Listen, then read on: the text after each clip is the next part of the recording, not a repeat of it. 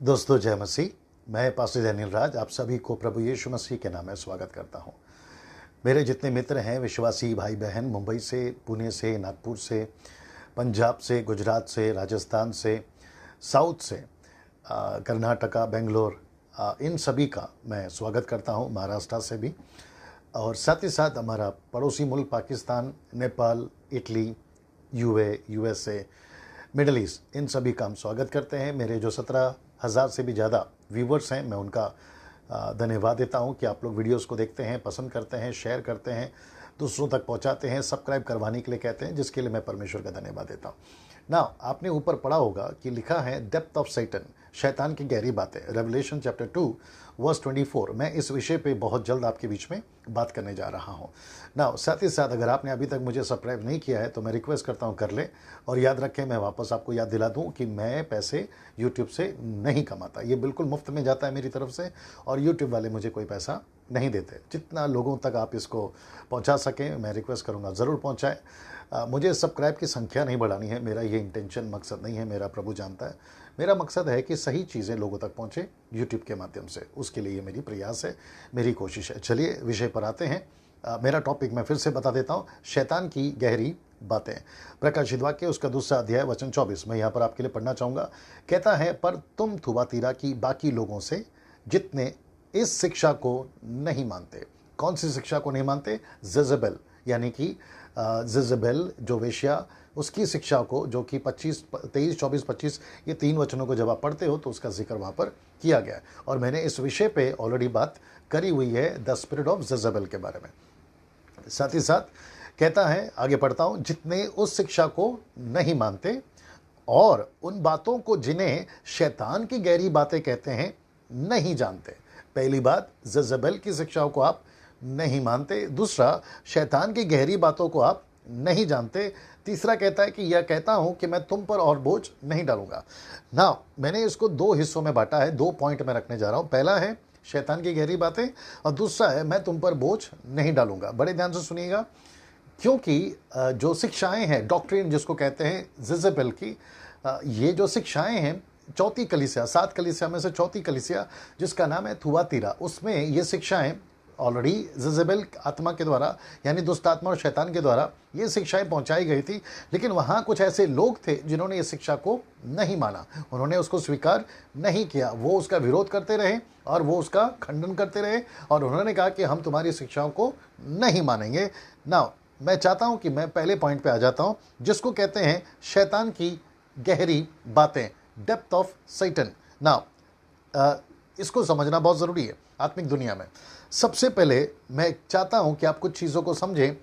Old testament से लेके new testament तक, उत्पत्ति से लेकर प्रकाशित वाक्य तक, आप देखोगे एक चीज़ के ऊपर परमेश्वर जोर देता आया, या जिसका विरोध बड़े जोरों से करता आया, और वह है व्यभिचार, अडल्ट्री, व्यभिचार, जिसको परमेश्वर बिल्कुल बिल्कुल पसंद नहीं करता।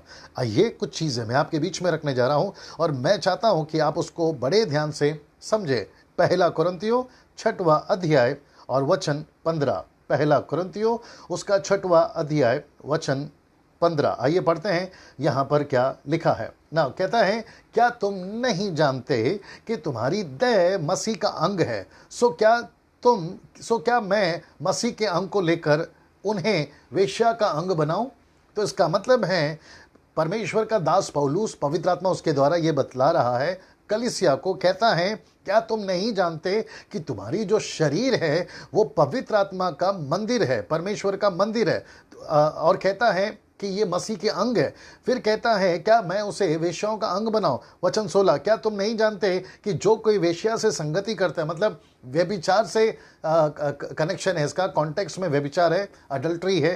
क्या तुम नहीं जानते कि जो कोई वेश्या से संगति करता है वह उसके साथ एक तन हो जाता है? क्योंकि वह कहता है कि वे दोनों एक तन होंगे, पति पत्नी की बात हो रही है। तो इसका मतलब है सेक्स, व्यभिचार, अडल्ट्री, शादी के बाहर, शादी के पहले, वक्त से पहले जब आप करते हो तो इसको परमेश्वर कहता है ये गलत है, ये व्यभिचार है, ये अडल्ट्री है। और जिसको परमेश्वर कहता है कि जो ऐसा करता है उसकी गिनती वेश्याओं के बराबर है। ना मैं चाहता हूं मैं कुछ चीज़ें जल्दी से आपके बीच में रखूं। मैं अविश्वासी की बात नहीं कर रहा, मैं बात कर रहा हूं विश्वासियों की। जानते हो आजकल क्या चल रहा है, जो कि बहुत दुख की बात है, बड़े ध्यान से सुनिएगा। एक्स्ट्रा मैरिटल अफेयर्स, शादी के बाहर, मतलब शादी के पश्चात भी, शादी के बाहर, जब शादी हो जाती है उसके बाहर एक्स्ट्रा मैरिटल अफेयर जिसको कहते हैं, चाहे वो पास्टर हो, चाहे वो एवेंजलिस्ट हो, वर्शिप लीडर हो, म्यूजिशियन हो, बिशप हो, डॉक्टर हो, नेशनल हो, इंटरनेशनल हो, चाहे आप कोई भी हो, जब आप शादी के बाहर शारीरिक संबंध किसी पुरुष या स्त्री से रखते हैं, ये परमेश्वर कहता है ये शैतान की गहरी बातें हैं जिसको थुआतीरा की कलीसिया ने स्वीकार नहीं किया था। ये जज़ेबेल की टीचिंग थी उस वक्त में जो कलीसिया को दी जा रही थी। और याद रखिए पहला कुरिन्थियों का पूरा पत्री, पहला दूसरा कुरिन्थियों का दोनों पत्री, पौलुस कहता है तुम में व्यभिचार होते हैं। बहुत ध्यान से सुनिएगा, तुम में क्या होते हैं? व्यभिचार होते हैं। और आज इसने क्या रूप ले लिया है, जिसको मैं पहले पॉइंट पे रखा हूं, जिसको कहते हैं एक्स्ट्रा मैरिटल अफेयर। जब आपने शादी करी थी अपनी पत्नी या पति से, तो आपने जो वाउस, जिसको वोट कहते हैं, जिसको वाचा कहते हैं, पति पत्नी ने एक दूसरे से किया था, वो परमेश्वर की नजर में किया था। और जब आप उसको धोखा देते हैं, पत्नी को पति, पति को पत्नी जब धोखा देते हैं परमेश्वर की नजर में, ये शैतान की गहरी बातें हैं, जेज़ेबेल की गहरी बातें हैं, जो उसने कलीसिया में ऐसी स्पिरिट को ढाल के रखा है जो व्यभिचार कराने के लिए, पुरुष हो या स्त्री हो, उसको विवश करती है, कमजोर करती है, अट्रैक्ट करती है, ताकि तुम जाओ और ये गलत काम करो। आपको पता है बहुत सारे जगहों पर, मसीहत की बात कर रहा हूं, बहुत सारे जगहों पर कलीसियाओं में तलाक चल रहा है। मैं आपको बताता हूं कैसे। लूका की किताब उसका 16वां अध्याय वचन 18, ये यीशु के कहे हुए शब्द हैं। बड़े ध्यान से सुनिएगा, लूका की किताब उसका 16वां अध्याय वचन 18, यीशु ने कहा जो कोई अपनी पत्नी को त्याग कर दूसरे से ब्याह करता है वह व्यभिचार करता है। इसका मतलब है, बड़े ध्यान से सुनिएगा, शादीशुदा पति, शादीशुदा पत्नी, यानी कि पुरुष और स्त्री, आप तलाक देने के मकाम पर कब आ जाते हैं?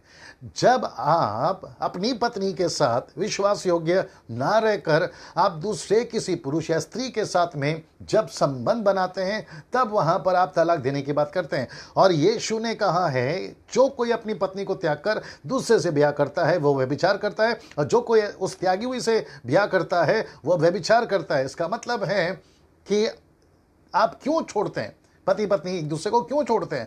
यहां पर यीशु ने क्यों कहा कि अपनी पत्नी को त्याग कर, इसका मतलब है तलाक देकर। आप तलाक क्यों दे देते हैं? क्योंकि जब आपका मन या आपका ध्यान किसी और स्त्री या पुरुष पे लगता है, तब आपको ऐसा लगता है कि मेरी पत्नी या मेरा पति अभी मेरे लिए ठीक नहीं है, लेकिन वो जो अपोजिट पर्सन है वो मेरे लिए ठीक है। और तब वहां पर आप ऐसा कदम उठाते हो, जब आप उसके साथ शारीरिक संबंध बनाते हो, फिर आपको ऐसा लगता है कि अब मुझे तलाक दे देना चाहिए। और जो कि वचन कहता है कि जो तलाक देता है, त्यागता है और दूसरी पत्नी के साथ शारीरिक पत्नी पति के साथ संबंध करता है, वो व्यभिचार करता है। यीशु ने साफ मना करा है कि आप तलाक नहीं देना है, आपको तलाक नहीं देना ना। नीति वचन में एक वचन और पढ़वा देता हूं, नीति वचन, बड़े ध्यान से सुनिएगा, नीति वचन उसका 6वां अध्याय और वचन 32। आइए देखते हैं यहां पर क्या लिखा है, बड़े ध्यान से सुनिएगा। परंतु जो परस्त्री गमन करता है वह नीरा बुद्धि है, मूर्ख है। वो जो अपने प्राण को नाश करना चाहता है वह ऐसा करता है। इसका मतलब है कि जो अपने जीवन को नाश करना चाहता है वह पुरुष या स्त्री दूसरों के साथ शारीरिक संबंध बनाते हैं, जिसको मैंने अभी कहा शैतान की गहरी बातें। जो अपने आप को नाश करना चाहता है, अपने जीवन को नाश करना चाहता है, अपने मिनिस्ट्री को नाश करना चाहता है। और आपको मैं बता दूं, कितने लोगों ने ऐसा कहा है मुझे कि पास्टर डैनियल, शुरुआत में हमारी सेविकाएं बहुत अच्छी थी, हम बहुत अच्छे से सेवा कर रहे थे, लेकिन अचानक से हमारी मिनिस्ट्री खराब हो गई। Worship ministry, music ministry, evangelism ministry, TV ministry, international ministry, national ministry, church ministry, आपका जो भी मिनिस्ट्री है 90% देखने में आया है, अगर उसको ताला लगा है, बिगड़ गया है या बंद हो गया है, तो उसका 90% कारण है व्यभिचार, शैतान की गहरी बातें। एक व्यक्ति जब अपनी पूरी जिंदगी नाम कमाता है, चाहे वो किसी भी फील्ड में, एक झटके में उसका नाम खराब होता है, और वह है उसका कैरेक्टर को लेकर, उसका जीवन को लेकर। उसके व्यभिचार के जीवन को लेकर, वहीं पर वो फेल हो जाता है। और इसी बात को मैं आपके बीच में रखने की कोशिश कर रहा हूं कि जोसेफ की तरह, यूसुफ की तरह पोतीफर की पत्नी जब सामने आई तो वो वहां नहीं रुका, वो भाग गया।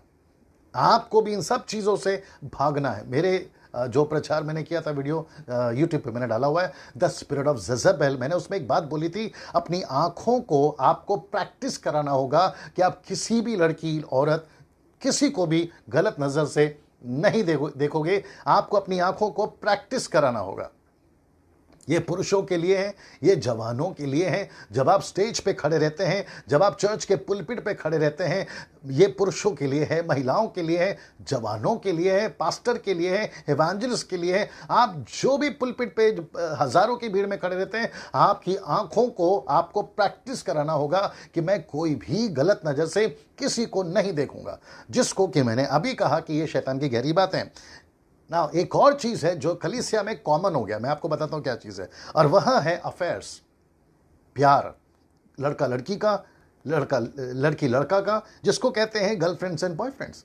मुझे ऐसा लगता है ये इतना कॉमन हो गया है आज की तारीख में कि जिसके ऊपर मुझे लगता है कि जो प्रीचर हैं पुलपिट के ऊपर, चर्च में जो पास्टर हैं, इसके ऊपर बात करने से वो डरते हैं। और वो इसलिए डरते हैं क्योंकि हो सकता है कि, मैं सबको दोष नहीं दे रहा हूं, हो सकता है कि कुछ लोग उसमें भी लिप्त हैं जो ऐसी बातों को नहीं करते, और उनको पता है कि अगर हमने ऐसी बात करी तो जो यूथ है चर्च का या जो कपल्स है चर्च का, वो हमारे कलीसिया को छोड़कर चला जाएगा। लेकिन परमेश्वर यीशु मसीह का बात को हमेशा ध्यान रखे, जो यीशु ने कहा है, तुम्हारी बातें हाँ की हाँ और ना की ना होनी चाहिए। जो सही है वो सही है, जो गलत है वो गलत है। अफेयर्स चल रहे हैं चर्च में, लड़का लड़की जब आते हैं तो उनके बीच में अफेयर्स होते हैं। ये है शैतान की गहरी बात है। आप क्वायर में हैं, लीड कर रहे हैं, आप क्वायर में पीछे खड़े हैं, लड़का लड़की जो भी हैं, या आप प्रेयर पार्टनर में, या फिर आप प्रेयर योद्धा हैं, प्रार्थना योद्धा, या फिर आप प्रीचर हैं, आप चर्च में कुछ बहुत बड़ा रोल करते हैं और आप वहां पर हमेशा फ्रंट पे रहते हैं। आपको बहुत सावधान रहना है, आपको बहुत सावधान रहना है। साथ ही साथ कुछ चीज़ें ऐसी कलीसिया में प्रवेश कर गई हैं जिसको मैं समझता हूं कि बहुत कॉमन कर दिया गया है, और वह है वॉचिंग मूवीज, पिक्चर देखना कॉमन कर दिया गया है। और यह बहुत दुख की बात है कि आज क्रिश्चियंस लोग, मसीह लोग, वर्शिपर्स, म्यूजिशियंस, पास्टर्स, इवेंजलिस्ट, यीशु को मानने वाले या उसका प्रचार करने वाले, रात का लास्ट शो या फिर थिएटर्स में जाकर 3-3 घंटा आप पिक्चर देखते हैं। और आपको पता है, इसको कहते हैं शैतान की गहरी बात है। मैं आपको बताता हूं कैसे। क्योंकि आजकल पिक्चर में ऐसा कुछ भी नैतिक चीजें या होलीनेस की बातें आपको सुनने या देखने नहीं मिलेगी। और अगर आपको लगता है कि हम पिक्चर इसलिए जाते हैं क्योंकि मेरे पास में टाइम है, तो वो टाइम आप प्रभु के प्रार्थना में, वचन पढ़ने में, आत्मा को बचाने में बिताइए, जिसके वजह से आपका उद्धार हुआ है। क्योंकि वो व्यक्ति जब आप अविश्वासी थे, अगर आपके घर नहीं पहुंचता तो आज आप विश्वासी नहीं होते। और पिक्चर जाना, थिएटर्स जाना, ये कैसे पॉसिबल है सर?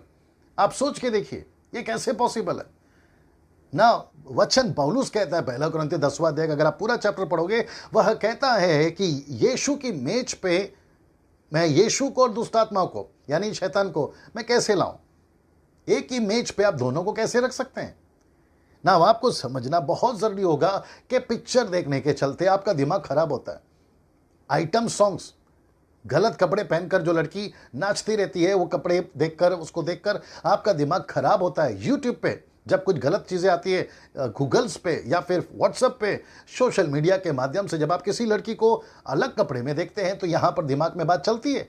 और आपको पता है, विजुअलाइज, यानी कि एक बार देख लिया आपने तो वो पिक्चर क्लिक कर लेती है दिमाग में, वो इमेज बन जाता है। देखने के बाद जब आप चले जाते हैं, वो पिक्चर दिमाग में घूमता रहता है, और आपको लूसीफर या शैतान ऐसा दिमाग में डालता रहता है कि वो पिक्चर कितना अच्छा था, वो लड़की कितनी अच्छी थी, वो लड़का कितना अच्छा था, कितना स्मार्ट था या थी।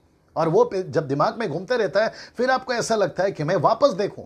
और आपको पता है, बाइबल कहती है कि आपकी जो आंख है वो तृप्त नहीं होती, और आपका जो मन है वो धोखेबाज है, और आप धीरे धीरे उसमें फंसते चले जाते हैं। और पिक्चर में या फिर हॉलीवुड, बॉलीवुड, टॉलीवुड, आप जो भी देखते हैं, उसके वजह से आपका जो हृदय है वो आकर्षित होता है। ये समझिए पहली बात, आप आकर्षित होता है। फिर क्या होता है पता है, जो कि सेंसर बोर्ड बैठा है वो उतना वल्गैरिटी नहीं शो करता जितना कि डायरेक्टर चाहता है, तो वहां पे सीन कट होते हैं। फिर आपका मन चाहता है कि मैं कुछ और देखूं, तब आप घुसते हैं पॉर्न वीडियोस में, जिसको कहते हैं जहां पे ऐसा साइड है जहां पे हर चीज ओपनली है। और मुझे लेटेस्टली पता चला है कि भारत सरकार ने कुछ लोगों को साइबर क्राइम पे बिठा के रखा हुआ है। अगर कोई लड़कियों को, जो कि माइनर लड़कियां हैं, गूगल पे, यूट्यूब पे अगर टाइप करते हैं तो उनको पता चल जाता है कि कोई तो बंदा जो है माइनर लड़का लड़कियों को जो है बिना कपड़े के देखना चाह रहा है पॉर्न वीडियोस के साइड पे, और उसको वो अटैक भी करते हैं, उसको जेल डाला जाता है। बहुत सावधान रहिएगा। एक तो यहां नहीं बच सकते, यहां बच गए तो प्रभु के पास नहीं बच सकते आप। ये सारी चीजें आज मसीह लोग कर रहे हैं, जो कि बड़ी शर्म की बात है।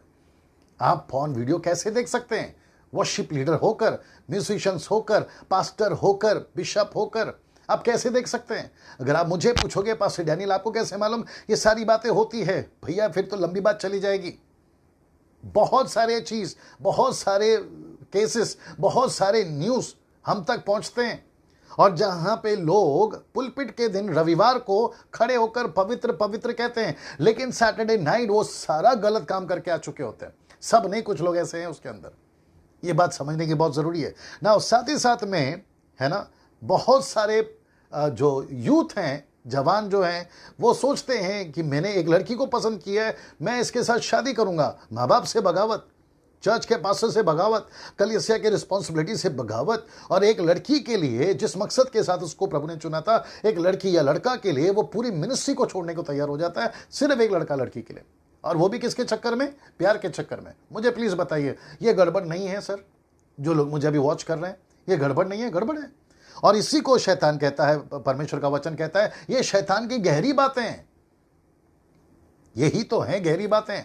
और इसलिए तो यीशु ने कहा ना कि सावधान रहो, सावधान रहो। पौलुस ने कहा है सावधान रहो। कितनी बार परमेश्वर का वचन कहता है कि हमें सावधान रहना इन सभी चीजों से ना। मैं चाहता हूं कि मैं कुछ चीजें आपके बीच में रखूं जो कि बहुत इंपॉर्टेंट है। आइए कुछ वचन को पढ़ते हैं। पहला थिस्सलुनीके की किताब उसका 5वां अध्याय, उस क्षमा करें 4था अध्याय और वचन 3। आइए देखते हैं यहां पर क्या लिखा है। बड़े ध्यान से सुनेगा। क्योंकि परमेश्वर की इच्छा यह है कि तुम पवित्र बनो, अर्थात व्यभिचार से बचे रहो। मैं इसको वापस पढ़ता हूं। पहला थिस्सलुनीकियों 4था अध्याय वचन 3 कहता है, क्योंकि परमेश्वर की इच्छा यह है कि तुम पवित्र बनो, अर्थात व्यभिचार से बचे रहो। इसका मतलब है कि जब आप और मैं परमेश्वर के पास आते हैं तो सृष्टिकर्ता परमेश्वर की यह आशा है, अपेक्षा है कि हम उसकी पवित्रता में चलते रहें, जिसके लिए हमारा उद्धार हुआ है और जिसके लिए हम बुलाए गए। लेकिन वचन पौलुस कहता है जब ऐसा करते हो तो व्यभिचार से बचे रहो। मैं कुछ चीजें प्रैक्टिकल आपके बीच में रखने जा रहा हूं, बड़े ध्यान से सुनिएगा। फिर मैं कुछ चीजें वचन और भी पढ़वाऊंगा आपको, बहुत ध्यान से सुनिएगा। एक काम करते हैं, एक वचन पहले पढ़ लेते हैं। पहला कुरिन्थियों 7वां अध्याय और वचन 2। देखिए क्या लिखा। परंतु व्यभिचार के डर से हर एक पुरुष की पत्नी और हर एक स्त्री का पति हो। तो पौलुस कुरिन्थियों की कलीसिया में कहता है, बड़े ध्यान से सुनिए, पौलुस कुरिन्थियों की कलीसिया में कहता है, कलीसिया में उसने सब कुछ नहीं लिखा और नहीं लिख सकता है वो, क्योंकि उतना लंबा लेटर हो जाएगा। उसने कुछ चीजें ऑब्जर्व करी। वो क्या देख रहा है? कलीसिया में व्यभिचार हो रहा है। तो उसने क्या कहा, अगर व्यभिचार हो रहा है तो तुम एक काम करो, जवान लड़के से कहा शादी कर लो। लड़की जब व्यभिचार करती है तो लड़की से कहा तुम एक काम करो, शादी कर लो। तो उसके चलते ये हुआ कि जब वहां पर देखा गया कि ये व्यभिचार कलीसिया में घुस रही है, तो पौलुस कहता है पहला कुरिन्थियों 7वां अध्याय वचन 2 में, व्यभिचार के डर से।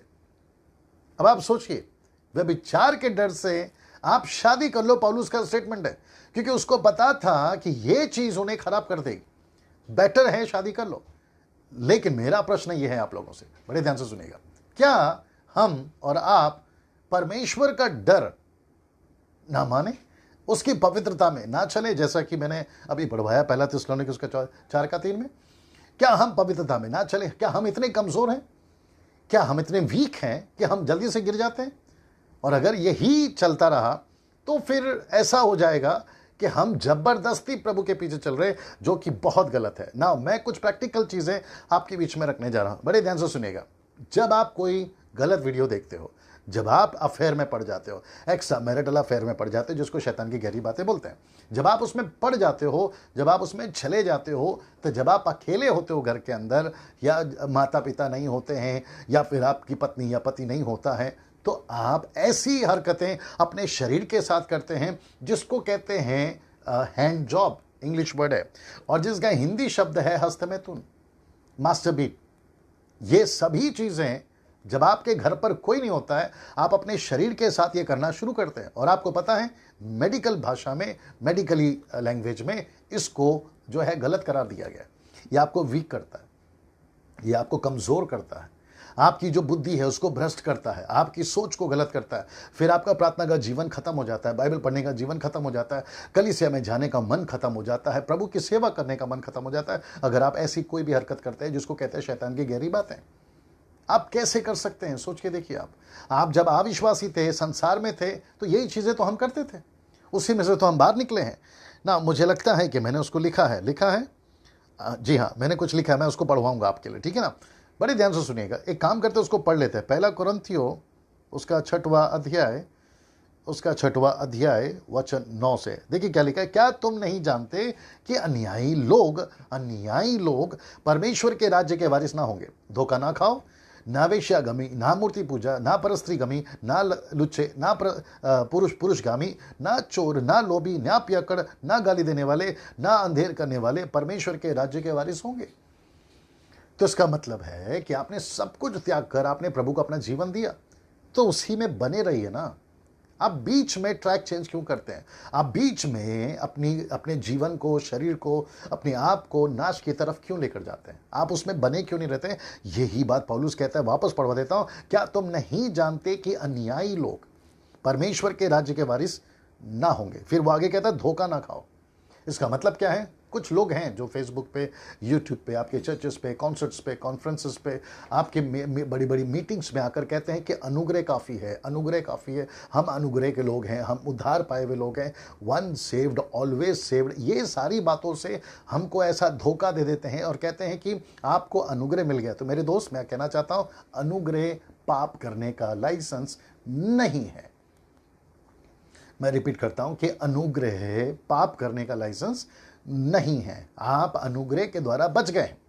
अनुग्रह का मतलब है जो कीमत आप नहीं चुका सकते थे, वो आपके ऊपर किसी ने अनुग्रह करके वो कीमत चुका दी। आप क्रूस पे नहीं मर सकते थे, अनुग्रह का मतलब है कोई आपकी जगह पे क्रूस पे मरा। आप परमेश्वर सामने पापी होकर खड़े नहीं रह सकते थे, इसलिए कोई और व्यक्ति पापी बनकर परमेश्वर के सामने खड़ा रहा, यानी कि आपके पाप को उसने अपने ऊपर उठा लिया। इसको कहते हैं अनुग्रह। तुम स्वर्ग नहीं जा सकते थे, यीशु मसीह का अनुग्रह आया और आपको स्वर्ग में लेकर जा रहा है, तो इसको कहते हैं अनुग्रह। लेकिन इसका मतलब ये नहीं है कि आप जो चाहो करते रहो। एक भी वचन आपको ऐसा नहीं मिलेगा कि तुम्हें पाप करने की इजाजत है, बल्कि ये लिखा हुआ मिल जाएगा, पाप नहीं करना, गलत काम नहीं करना। अभी मैंने पढ़वा दिया।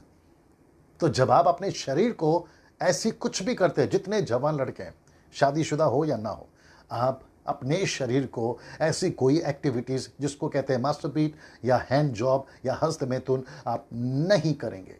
मुझे पता है 70 से 80% लोग जब घर पर कोई नहीं होता है ऐसी हरकत करते हैं। 70 से 80% लोग पॉर्न वीडियोस देखते हैं। आपको शर्म आनी चाहिए। आप ऐसी कोई गलत वीडियोस देखते हैं जहां पे सब कुछ ओपन है, आपको शर्म आनी चाहिए। आप एक विश्वासी हैं, आप एक सेवक हैं, आप एक परमेश्वर के पुलपिट पे खड़े होकर बाइबल को लेकर प्रचार करते हैं। आप दूसरों को कहते हैं, मेरे पास में वक्त नहीं है, जहां पौलुस कहता है जो दूसरों को कहता है कि तुम चोरी मत करो, तुम खुद ही चोरी करते हो। पौलुस कहता है तुमने दूसरों को कहा व्यभिचार मत करो, तुम खुद ही व्यभिचार करते हो। दूसरों को कहा कि गलत काम मत करो, तुम खुद ही गलत काम करते हो। ये कैसे पॉसिबल है सर?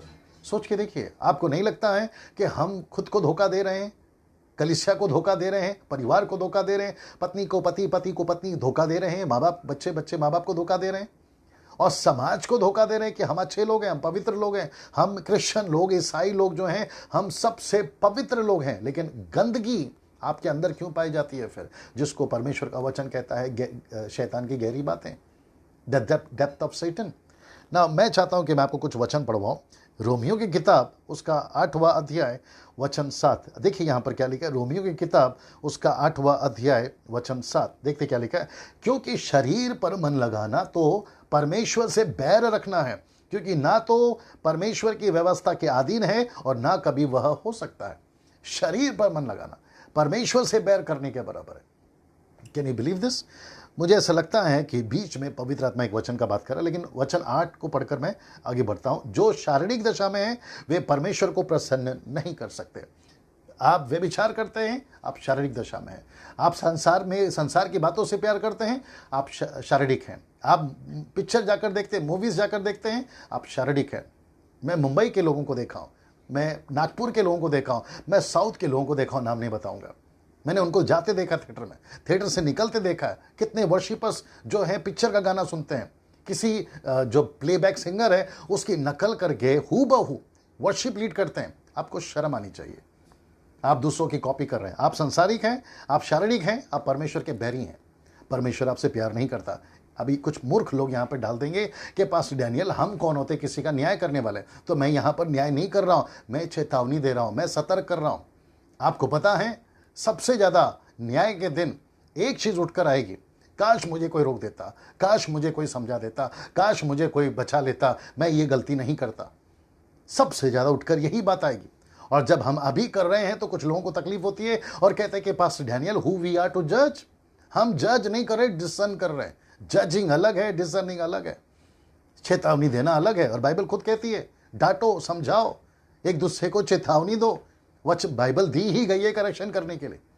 और as a pastor, as a Bible teacher 25 साल से जो मैं मिनिस्ट्री कर रहा हूं, पूरे भारत में घूमता हूं, उसके वसीले से मैं आप सभी को कहना चाहता हूं, अगर आप ऐसी कोई हरकत करते हो, पिक्चर देखते हो, आप पिक्चर के गाने सुनते हो, आपके मोबाइल पे डालते हो और आप उसकी नकल करके वर्शिप लीड करते हो, तो आपको शर्म आनी चाहिए।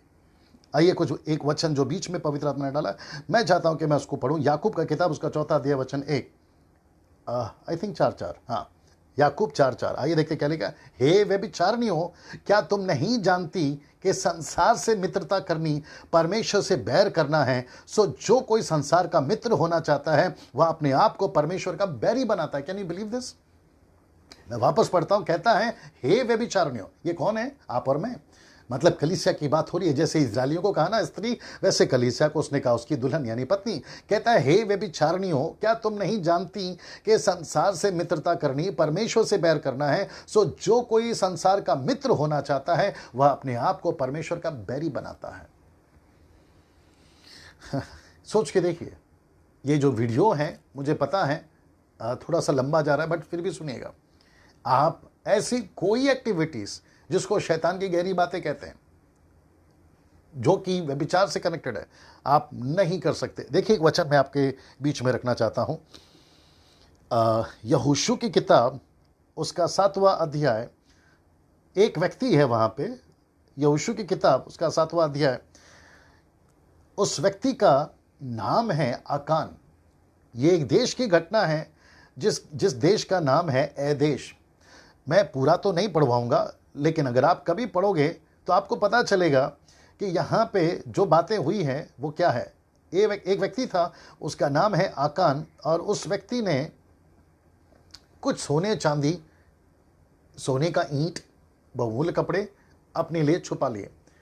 और एक छोटी सी गलती के चलते इजरायली जो सबसे जीत रही थी यहोशू की टीम, उस दिन वो हार गई। यहोशू ने प्रार्थना करी, प्रभु से पूछा, प्रभु हम क्यों हार गए? तब परमेश्वर कहता है, कहाँ लिखा है, आई थिंक वचन 10 में, जी वचन 10 में, यहोशू 7:10 में, यहोवा ने यहोशू से कहा, उठ खड़ा हो जा, तू क्यों इस भांति मुंह के बल पृथ्वी पर पड़ा है? इजराइल ने पाप किया है। Can you believe that? कहता है कि इजराइल ने पाप किया है, इजराइलियों ने पाप किया, और उसके पाप के चलते, आकान के पाप के चलते तुम लोग हार गए। मैं सब कलीसियाओं से, सब बाइबल टीचर से, सब पास्टर से, इवेंजलिस्ट से, वर्शिप लीडर, म्यूजिशियन से, देश से विदेश से, सभी से कहना चाहता हूं, अगर आपको आधुनिक युग में 21st सेंचुरी, इस दुनिया में जहां पे टेक्नोलॉजी बहुत बढ़ गई है, आदमी चांद पर जा चुका है, 3G 4G चल रहा है, जहां पे स्मार्टफोन से, जहां पे हॉलीवुड बॉलीवुड टॉलीवुड है, जहां पे मीडिया पावरफुल है, जहां पे फैशन शो चलते हैं, जहां पे नाच गाना चलता है, जहां पे हर 2 गली छोड़ने के बाद वेश्या खाना चलता है, जहां पे बियर बार चलते हैं, डांस चलता है उसमें, ये सभी दुनिया के बीच में आप रहते हैं। आपको कितना सावधान रहना चाहिए, आपको कितना सावधान रहना चाहिए, सोच के देखिए। इसलिए तो लिखा है, जो अंत तक धीरज रखेगा वही उद्धार पाएगा। मैं यहाँ पे समाप्ति की तरफ जा रहा हूँ। मैं चाहता हूँ कि मैं कुछ वचन आपके बीच में रखूं दूसरे पॉइंट के साथ में। बड़े ध्यान से सुनिएगा। आपको पता है दूसरा पॉइंट कहता है मैं तुम पर बोझ नहीं डालूंगा। इसका मतलब क्या मालूम है? बड़े ध्यान से सुनिएगा। प्रकाशित वाक्य उसका दूसरा अध्याय, प्रकाशित वाक्य उसका दूसरा अध्याय वचन 25 से पढ़ते हैं। देखो क्या लिखा है, पर हाँ जो तुम्हारे पास है उसको मेरे आने तक थामे रहो। आपके पास क्या है? यीशु यहां पर क्या बोलने की कोशिश कर रहा है? जो टीचिंग तुमको मिली है उसको थामे रखो। जो पवित्रता की, धार्मिकता की जो टीचिंग तुमको मिली है उसको थामे रखो। जो जय पाए और मेरे कामों के अनुसार अंत तक करता रहे, मैं उसे जाति जाति के लोगों पर अधिकार दूंगा। आगे सुनिएगा वचन 27, और वह लोहे का राजदंड लिए हुए उन पर राज्य करेगा, जिस प्रकार कुम्हार के मिट्टी के बर्तन चकनाचूर हो जाते हैं, जैसे कि मैंने भी ऐसा ही अधिकार अपने पिता से पाया है। वचन 28, और मैं उसे बोर का तारा दूंगा, यानी आपको और मुझको, जिसके कान हो वह सुन ले कि आत्मा कलीसियाओं से क्या कहती है। तो इसका मतलब है कि जो आपके पास में है, वचन कहता है कि उसको थामे रखो। आपके पास क्या है? आपके पास वचन है, आपके पास पवित्र आत्मा है, आपके पास में यीशु का लहू का नया वाचा है, आप पवित्र आत्मा की कलीसिया हैं, आप यीशु की कलीसिया हैं। आपके पास में बहुत बड़ा काम है, टास्क है, मिशन है। और वो मिशन क्या है? नाश होने वाले लोगों को बचाना है, कलीसियाओं की स्थापना करना है, आपको जाकर लोगों को बचाना है। ये आपके पास में है, जो जिसको प्रभु कहता है थामे रखो। मैं वापस कहता हूँ, ये जो वीडियो है इसको खूब शेयर करिए, लोगों तक पहुँचाइए। और ये जो सच्चाई है, शैतान की गहरी बातें लोगों तक जाने दीजिए। और मैं वापस कहता हूं, अगर आप प्रभु के लोग हैं, बाइबल पढ़ते हैं, प्रभु बोझ लेते हैं, बपतिस्मा ले चुके हैं, आप पास्टर है, लीडर्स है, एवेंजलिस्ट हैं, बिशप हैं, रेवरेंड हैं, वर्शिपर्स हैं, म्यूजिशियंस हैं, आप ऐसी कोई हरकत जिसको कहते हैं शैतान की गहरी बातें, जो व्यभिचार से कनेक्टेड है, आप नहीं करेंगे। अगर आप करते थे, क्षमा मांगिए, आपको माफ़ी मांगनी, और माफ़ी उसी बेस पे मिलेगी कि आप इसको दोबारा नहीं करोगे, आप दोबारा नहीं करोगे। मुझे लगता है कि एक वचन पढ़कर मैं समाप्त कर देता हूँ, और वह है, ये आखिरी होगा, इब्रानी की किताब उसका 10वां अध्याय वचन 25 से मैं आपके लिए पढ़ देता हूँ। लिखा है कि एक काम करते 26 से पढ़ते हैं, क्योंकि सच्चाई की पहचान प्राप्त करने के बाद यदि हम जानबूझकर पाप करते रहें तो पापों के लिए फिर कोई बलिदान बाकी नहीं। हाँ, वचन 27, हाँ, दंड का एक भयानक बाट जो ना आग का ज्वलन बाकी है, जो विरोधियों को भस्म कर देगा। वचन 28, बड़े ध्यान से सुनिए, जबकि मूसा की व्यवस्था का ना मानने वाले 2 या 3 जनों को की गवाही पर बिना दया के मार डाला जाता था, पत्थर से मार डाला जाता था। आपको पता है आकान को कैसे मारा गया? उसको, उसके परिवार को, बच्चों को, भेड़ बकरियों को, जानवरों को, उसकी हर चीज को गड्ढे में डालकर पत्थर से मारा गया और उसको जिंदा जला दिया गया। Can you believe that? लिखा है बिना दया के। फिर वचन 29 कहता है, 29 कहता है, तो सोच लो कि वह कितने और भी भारी दंड के योग्य ठहरेगा, जिसने परमेश्वर के पुत्र को पांव से रौंदा और वाचा के लहू को, जिसके द्वारा वह पवित्र ठहराया गया था, अपवित्र जाना और अनुग्रह की आत्मा का अपमान किया। Can you believe this? I think कहाँ गया जी, वचन 31 कहता है, जीवित परमेश्वर के हाथ में पड़ना भयानक बात है। ये सारी वचन मैं आपको क्यों पढ़वा रहा हूं? आपको सावधान करने के लिए। आपसे प्यार करता हूं, आपकी इज्जत करता हूं। मुंबई के, महाराष्ट्र के, नागपुर, एपी के, पीएमपी, यूपी, गोवा, जम्मू कश्मीर, जितने भी लोग हैं, हम आपको प्यार करते हैं। इसी वजह से हम आपसे बात कर रहे हैं। आपको पता है सच्चा दोस्त कौन होता है, सच्चा मित्र कौन होता है? जो उसको ठीक करता है, सुधारता है। ऐसे दोस्त बनाइए जो आपको करेक्ट करे, ऐसे दोस्त रखिए, ऐसी संगति में रहिए जो आपको ठीक कर सके। यही कोशिश कर रहा हूं मैं। और मुझे पता है कि कुछ लोगों को ऐसी बातें पसंद नहीं आती हैं, उन्हें अनुग्रह पसंद आता है, उन्हें ब्लेसिंग पसंद आता है, उन्हें ऐसी अच्छी अच्छी बातें सुनने पसंद आती है। क्या कर सकते हैं सर, ये दुनिया है। लेकिन आप सावधान रहिएगा। चलिए मैं यहाँ पे समाप्त कर रहा हूँ, फिर अगले टॉपिक के साथ में मैं आपसे फिर मुलाकात करूँगा। और याद रखिए, सब्सक्राइब नहीं किया ज़रूर करिएगा, और दूसरों को तक को ये जो मैसेज है ज़रूर इसका लिंक शेयर करिएगा। Thank you, God bless you, प्रभु आपको आशीष।